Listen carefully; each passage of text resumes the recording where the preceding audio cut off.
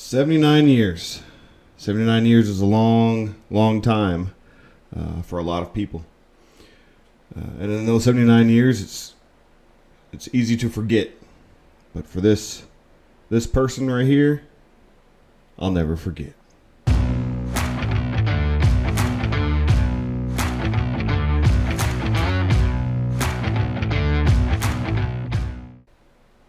Welcome back.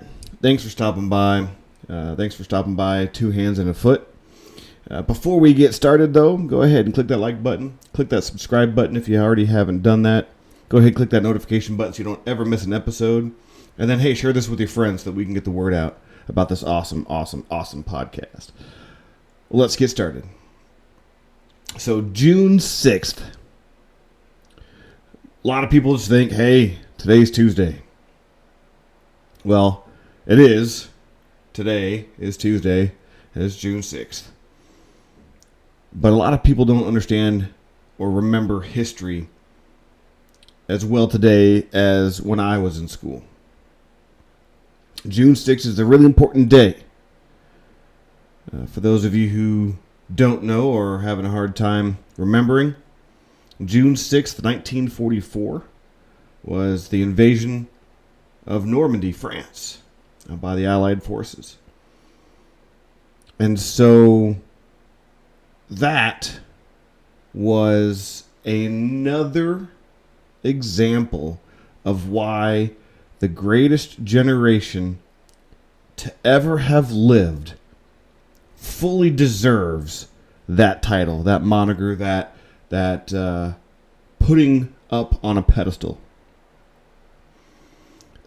It's one of the largest land, sea, air operations, military operations known to man, and it turned the tide of the war, World War II. The U.S. had already been involved in the war for 2.5 years at that point. So from December of 1941 to June of 1944, it's 2.5 years. And so it would take another year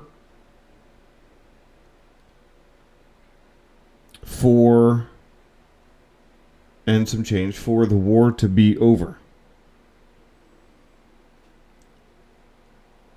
But today was the day that actually started. It would have started on the 5th, this invasion of Normandy.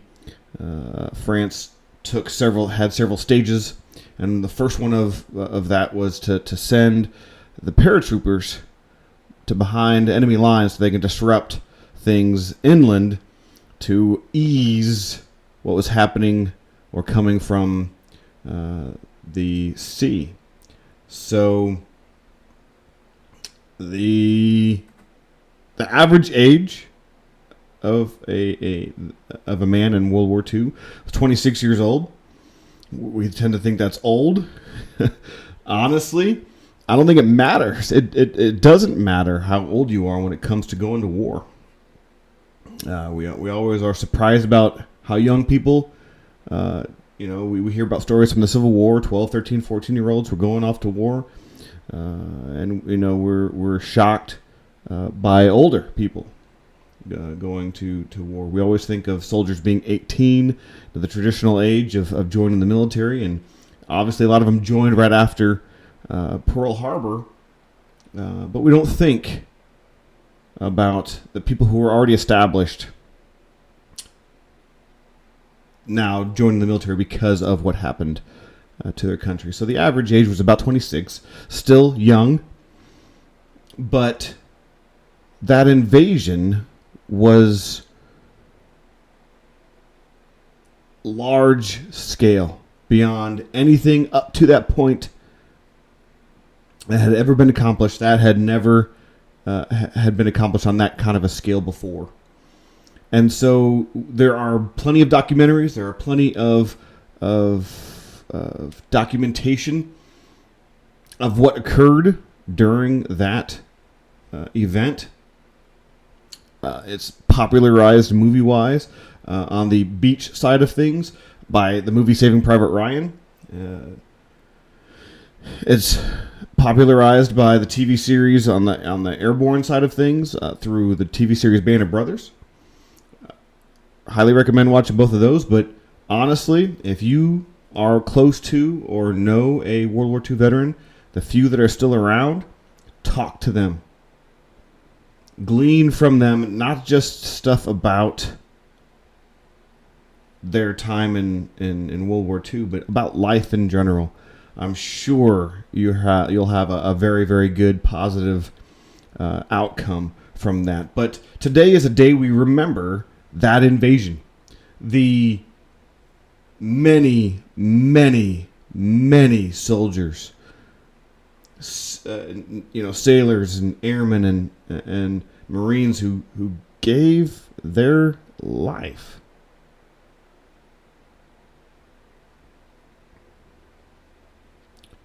to eradicate an evil. It's not taught very well in history lessons today. And we overlook that, or we glance over that, or gloss over that, or we sprinkle it with glitter. And no, this generation was coming out of the Great Depression and are now in war and are eradicating an evil. And they did so, I would say, flawlessly. Saved the entire world. Yeah, they deserve that moniker, the greatest generation that ever lived. They do. And this, June 6, 1944, is just another example of why that is. In today's military, we're facing record lows for recruitment. Our retention numbers are way, way down. And the Army, in all of its wisdom, decided to change the dress uniform once again. Several years back, they did all these testings, and they want to bring back the pinks and greens, which, if you're unfamiliar with them, that's what the dress uniform was during World War II. They want to bring back the nostalgia to say, hey, we want to aspire to be this. A uniform doesn't do it. A uniform doesn't take weak men and make them into strong men. It doesn't do that.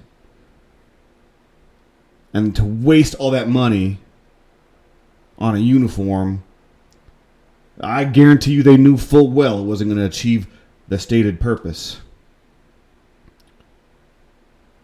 of bringing back nostalgia to make people want to come back into the military. No.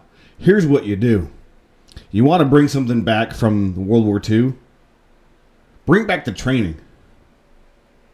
Bring back the training you put those soldiers through to get them prepared for war. Bring back the honor that it is to be a soldier in the United States Army.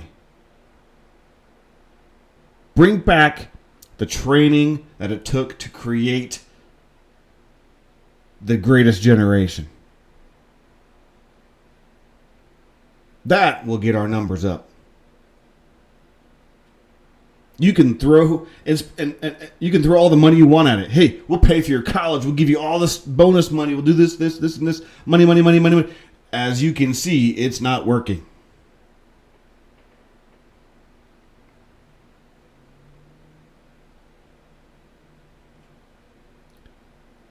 The DOD in general, but the Army is what I'm familiar with. Pandering to leftist agenda. Cut that out. The military is a war-fighting component. Treat it as such. For those of you who have been in combat, you know it does not matter when the bullets are flying, when the bombs are hailing down on you. It doesn't matter what you prefer your pronoun to be. It doesn't matter where you lay your head at night when you're at home. It doesn't matter what your skin color is. It doesn't matter.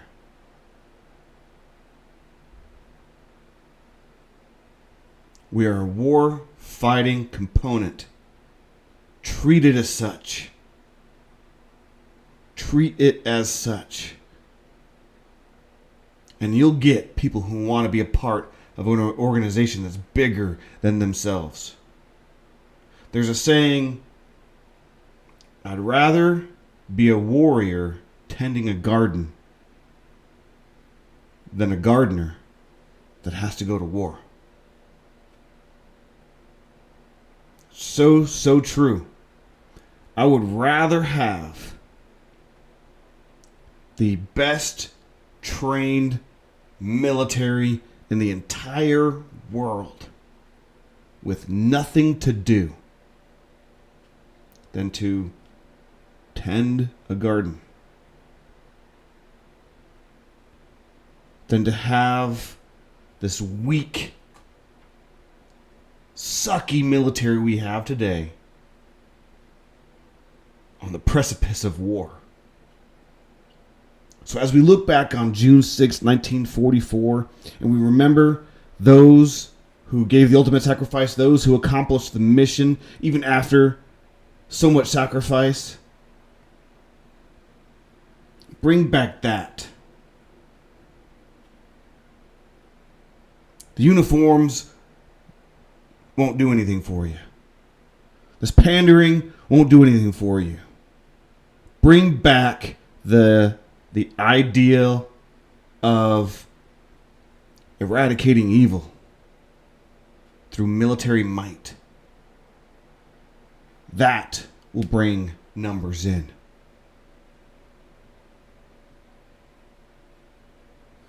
So for those of you World War II veterans out there that may come across this channel, God bless you.